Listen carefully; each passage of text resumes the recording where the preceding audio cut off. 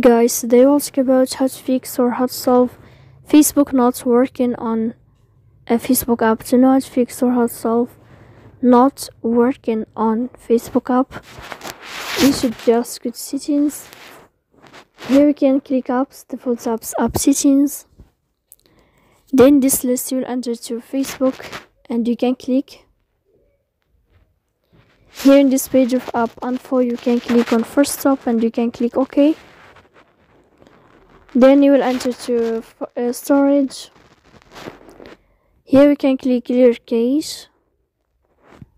Don't click clear data because that can cause the errors in your app. In the end you can turn off your phone and you can wait a moment to turn on your phone again. So please don't forget to support us, bell like and subscribe.